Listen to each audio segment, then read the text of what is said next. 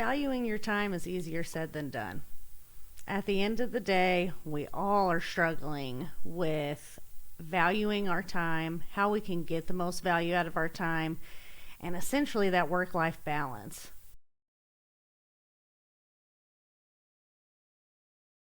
You're a chick who's the one guy you would sleep with. John Stamos. What? Did we just become best friends? Yeah! One is a t-shirt queen, and the other is an SEO and web developing ninja. And both of these squirrels are a little nuts. You're now listening to the More Gooder Ideas podcast, a show for the small business hustlers worldwide. Come for the tips and stay for the fun. Now, your hosts, Angie Patterson and Jay Smith. How was your week? It was fine. Holiday weeks are a little tough sometimes. Right, so it was 4th of July this week. Yes. And as, unfortunately, it's one of those things where it falls in the middle of the week. Ugh. I honestly don't understand why all holidays can't be by default, a Friday or Monday, like a Thanksgiving type situation where it's the same day. It's funny, the actual 4th of July is not really all that significant compared to other dates in the Revolutionary War or when we, declared independence. But whatever. Hey, I wasn't there. I don't know. Continental Congress may have been a way bigger deal back then. Anyway, so did you have anything interesting, big happen this week? I got to hang out with you. Well, that's your always lovely huge. wife. Yes. I enjoyed that thoroughly. So I had something interesting happen this week. For the first time that I know of, some other agency has poached my work. How dare them? Right. So I got a cold call from a potential client who was asking some very confusing questions about whether I had rebuilt somebody's site or had worked with another agency. And I was like, what's driving these questions? And he told me, he said, well, I got a quote from this other agency in town, and they sent me a PDF that it kind of explains, what responsive design is and what these buttons are for and why we're going to do this and that. And he sent me a text of one of the slides, and it's a website I built. And it was a very recent website that I built. And unfortunately for the web designer, they've left my footer on there that clearly states built with love by Root of Pie. So the weird thing is I'm not mad about it. It's, the sincerest form of flattery kind of thing. It's not worth my consternation and my, and I'm sure people would disagree and want, you should, threaten us, what is that going to gain? It's says a lot about your client that they reached out to you after seeing that. Sure. Instead of just ignoring it and thinking it was a typo or whatever. Did you secure that client? Not yet, and probably not going to, just because the solution he's looking for is not exactly what I provide. But today's topic is... time is money. Value your time. Valuing your time as a creative entrepreneur. What are your thoughts just right off the top? It's really easy to devalue your time when you're a creative entrepreneur because you enjoy doing what you're doing to make money. I agree. And I fell victim to it a lot early on because I am a people pleaser and I want to help and I have a whole lot of technical knowledge. So I would just jump in and fix something. It reminds me, and I'm sure some people listening to this have heard this little tale a few times. There's this guy that owns this giant ship and the engine will not work. It's an older ship and he's losing money every day it sits in the dock. And he cannot get it to work. His maintenance crew can't get it to work. All of the local contractors cannot get the engine started. So finally, he finds this old dude who used to work on the ship. And the dude shows up. He takes a little hammer and wraps around on the engine a little bit. Gives it a really good whack in one place. Engine starts up. He was there 2 minutes. So the boat owner is ecstatic. He's beside himself. Then he gets an invoice for $10,000. And he calls the old dude and he's like, how are you going to charge me $10,000? I want to know what it is you did. You were only here 2 minutes. So he sends him a revised invoice that says, one hammer whack, $10. And the next item is knowing where to hit, $9,990. Wow. That's a good one. I haven't heard that one before. Yeah, I liked that. It makes the marketing circles quite a bit, but it's true. Like for those, especially in creative endeavors, just like you said, we love doing this. We feel like it's more art than business, so that's something that we have to really work on. So something that happens often in web design, in marketing circles, especially and logo design, things like that. It probably touches in on what you do. Is the offer to work for exposure. So if you build this website for our organization, we're going to get you exposure, which means we don't want to pay you for it, and we know you're new enough that you need exposure. Honestly, you're burning my biscuits right now, because burning your biscuits. That is to say that it's just really frustrating. There's difference between bartering and using somebody for a talent or a product that they have that you don't. Yeah.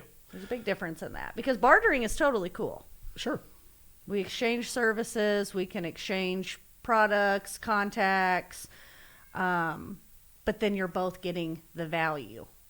Well, and I think you touched it right there. And Chris Doe, who owns The Future, and he's a thought leader in the logo and graphic design space, and he's brilliant. He says if someone brings that offer to you, sit down and quantify with them, what is your exposure worth? How are you going to pump my name out there once I deliver? And he said then once you all can agree, okay, if 5,000 likes is worth $600, I charge you full price, and when you get me 5,000 likes, I will refund you $600. Wow. And then you have actually bartered. Now they are kind of placing a bet on future exposure, but once you agree that, hey, this is what this is worth, you're saying that exposure is valuable because you want to trade it to me for a website. I'm saying, yes, the website's valuable, but what is exposure?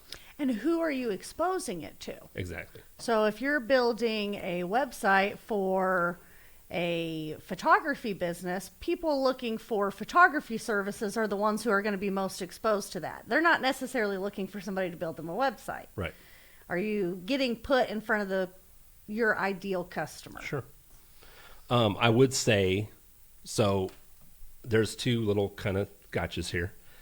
When you are first starting out, particularly in websites, it's a very crowded space. People learn to code all the time and go to boot camps like code.org and free code camp and things like this. Or you had a MySpace. Yeah. Okay. That's Google it, kids. But when you have no portfolio, then I can see the value in taking on some type of volunteer work.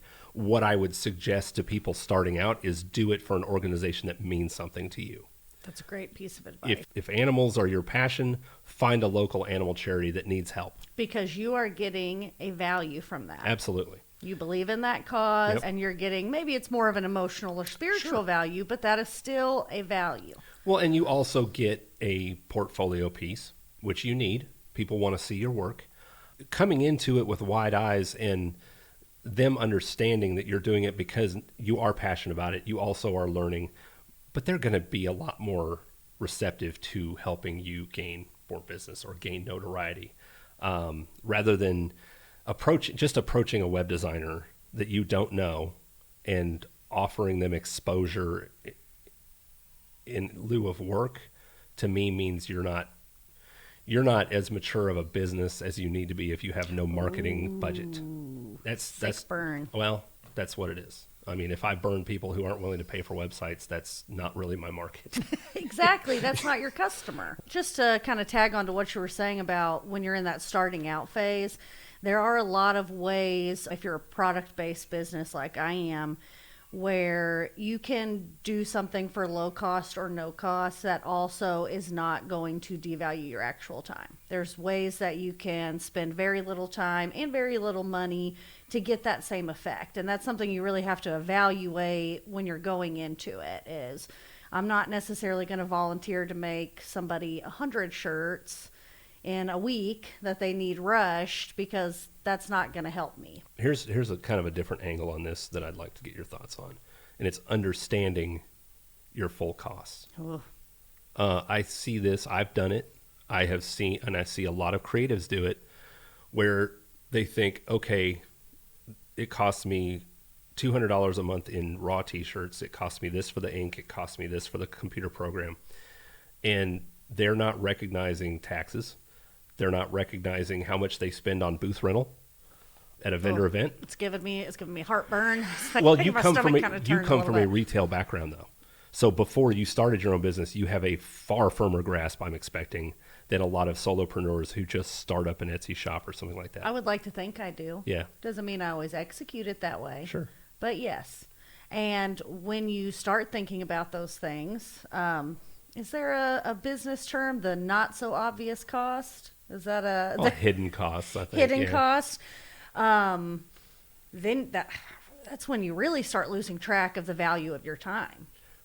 Honestly. Right. And I would say that, especially with taxes, because when people first start out and they're just making one thing here and one thing there and selling it on Facebook, they're not thinking about taxes. Oh, no. You don't want to think about taxes. Of course. But that, honestly, at the end of the day, with city, state, and federal and paying yourself and all that, you're going to end up with 40% taxes. Because I have all my not hidden costs. Now I'm evaluating my hidden costs. Am I pricing myself out of the market when I add my time cost? Now is my product too expensive for the customer I'm trying to sell it for? I'm the only cost I can cut down, right? I can't make the t-shirt cheaper. I can't pay less taxes. Another hidden cost is, in my case, for learning how to develop on a computer and write code and do Python and all this stuff, hundreds of hours of learning. Education. Right. I still don't build any of that in, just because that's so far back. It was well before I even started a business. Now, to your point, this is where I was going. To your point, you started talking about, am I pricing myself out of the market? Absolutely. And that's what I did. Is I started out and I was hungry and I needed business. So I was doing websites far cheaper than I do them for now. So now I do not court or really work with the same clients I did a couple of years ago.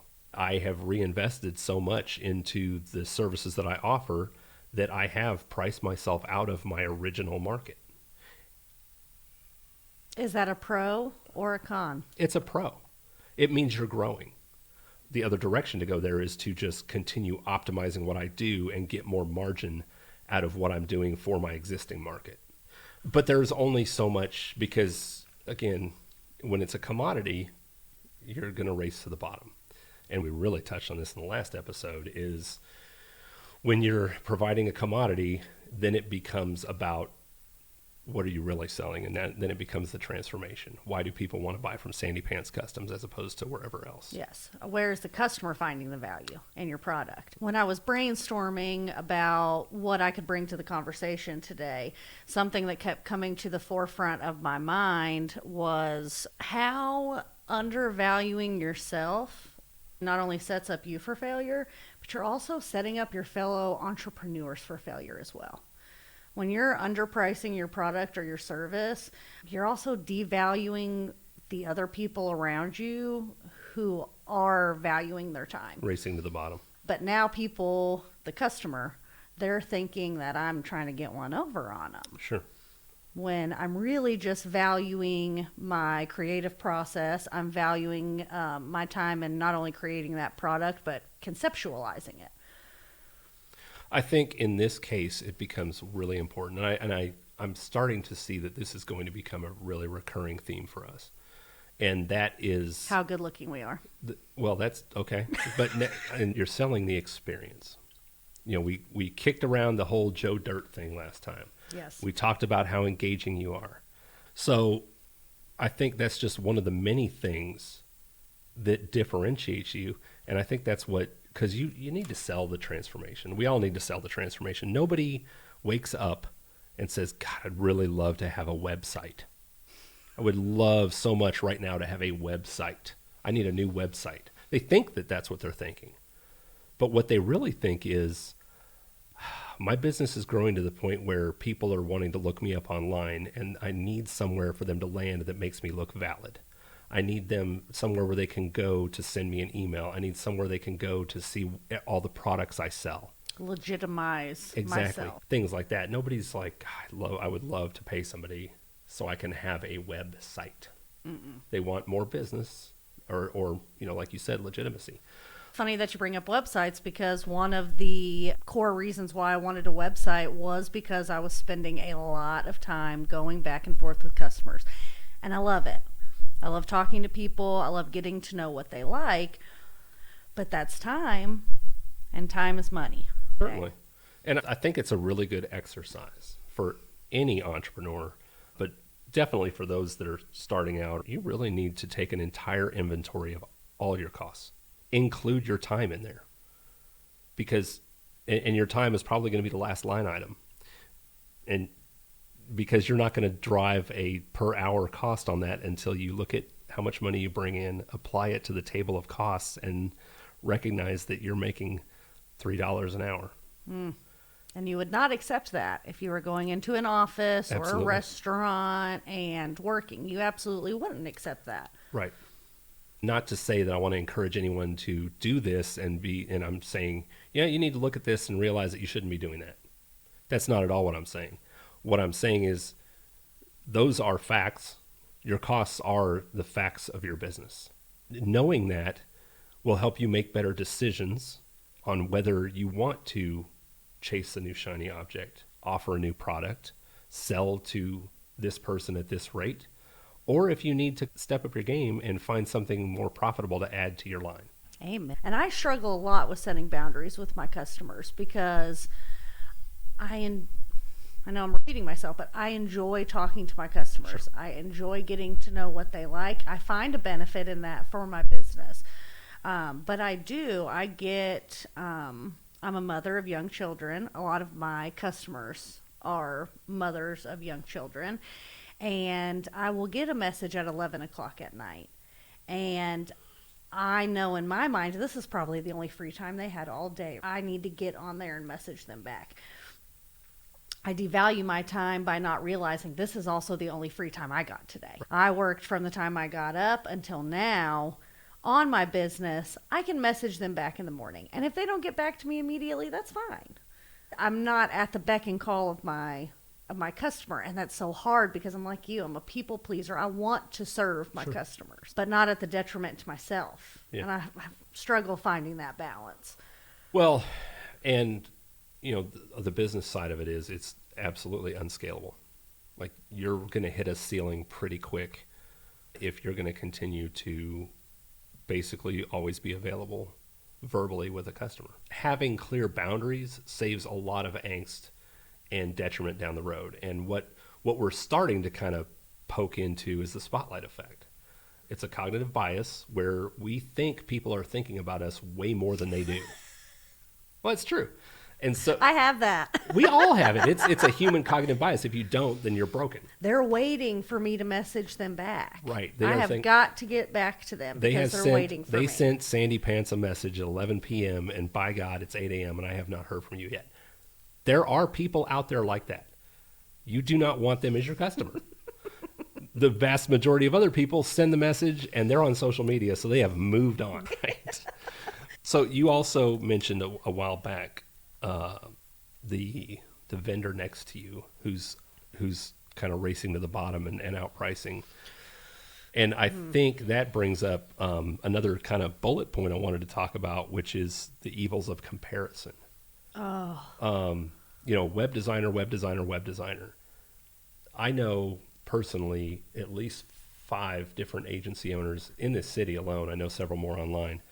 And I know what we all do. And I know how we do it. And we are vastly different. The deliverable is a website or SEO or whatever. But what we do, how we do it, how we communicate, all that stuff is massively different.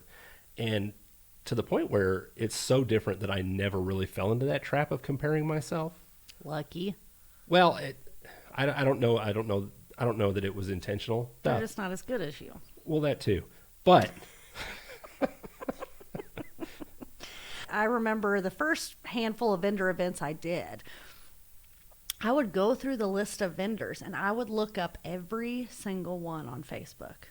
and how many people like their page. Do they have a website? How much are they charging? They're making this. Maybe I need to make that. I mean, I would make myself sick. There's 10 t-shirt vendors there. How am I going to make any money? I've invested all this money into this product and the time to have a great inventory for this show, and I'm 2 booths down from Tees R Us, and they sell them for $10 less than me, and oh, I love that design. Should I have made something? I mean, I could go on and on and on, and I would be sick by the time I got there. And I grew a little bit of confidence, but just last year, I'm feeling good. I don't care who else is here. I'm confident in what I sell. And right across from me is a t-shirt person. And they had a very similar setup as mine. And it was the most comparable, I guess, to what I really do. And I started crying like a baby. I'm like, this is going to be a disaster, you know. When you really looked at our products, I had a very clear vision of who my customer was, and they didn't necessarily. And I swore then, I said, I will never do it again. I don't care if every vendor in this event sells t-shirts. I will go into it and I will go confident because I'm going to make money and I'm going to build customers and I'm going to have fun. I'm going to talk to them. I'm going to make besties. I'm not going to waste my time. I'm not going to devalue my time by worrying about what everybody else is doing. Right.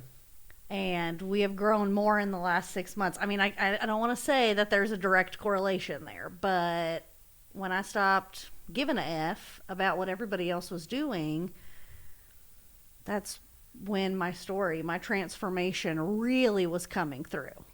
You can only control what's within the border of your booth and your designs that are all themed, not similar, but they have your outlook. They have your point. They're not just, oh, people like Tweety Bird now. Look it up, kids. I'm going to put Tweety Bird on all these t-shirts. I mean, Sorry. It's true. Nobody knows who that is. You have to know how much you're worth and your product or your service is worth. And you have to, show them the value of that. Right. We had a lot of different kind of nuggets throughout here. But I think a good starting point, if you're struggling with any of these things, is to absolutely take a hard look at everything you do, everything you provide, and really apply all of your costs. And then at the very bottom of that, take 30% off for taxes. Well, if you're doing this as a business, you hope to grow. You're not going to grow very big at all before the IRS or the Kentucky Secretary of State or whoever knows that you're making money. So you need to build that in right away. It's a cost of doing business. We have really touched on a whole lot of topics. The topic this week was valuing your time as a creative entrepreneur. Some of the topics we touched on: understanding your true costs, the impacts of undervaluing your time, setting boundaries in communications, your self-worth versus the evil of comparison, whether or not you should work for exposure, quote unquote, right? And how to stand your ground in pricing and really recognize your true worth. What are some tips for the new entrepreneur, the entrepreneur on the rise, to start understanding their true cost? Can you give them some hard tips? How do you write it all down? Do you start a spreadsheet? So the first thing you should absolutely do, because you're definitely going to need to have this in place as you grow, is you should have a separate bank account for your business. You can use any, but you can do it at your own bank. But you should absolutely set up an LLC for $15 and some paperwork. And you should use that to open a completely separate checking account. Okay. And do not mix the two. Don't use your business debit card to buy lunch or, because you're at Walmart and there's more money in that than in your checking account. Don't do that. Because once you have that, you're going to have a snapshot of your business costs, your out-of-pocket costs. Then it's just a matter of understanding your unrecognized costs, your time, or something that you've used your charge card for, or whatever, or the utilities in your house, things like that. Cleaning up the way you spend money and the way you bring money in will make it far easier for you to inventory what your costs are. That's the first thing I would say. And I know when you first start out, chances are you're just having it go in your checking account and you're just spending it. that also makes it real sticky at tax time. And when you grow to the point where you're going to talk to an accountant, they are not going to want to see that. Okay, because Yeah. I think a lot of people might not know that. Sure. Or it's overwhelming, Right. especially if you have already started and thought, oh, well, I'll just see what happens, or maybe I won't make that much, and then you are finding some success. Great tip. Yeah. Or you can sit at the kitchen table and just write everything down as it comes to your mind. But now you've got another part-time job. And you don't need that because it's unpaid. Exactly.